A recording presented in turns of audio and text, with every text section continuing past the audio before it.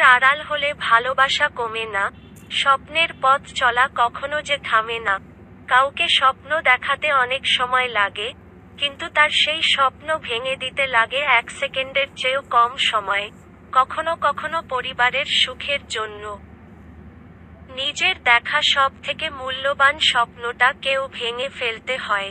মানুষ তখনই একলা থাকতে চায় যখন তার সাজানো স্বপ্নগুলো চোখের সামনে ভেঙে যায়। কারো স্বপ্ন নষ্ট করে কোনোদিনও নিজের স্বপ্ন সাজানো যায় না।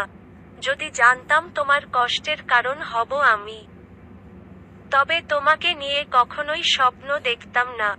বনের পাখি বনে থাকবে, ঘরে ফিরবে না কোনোদিন।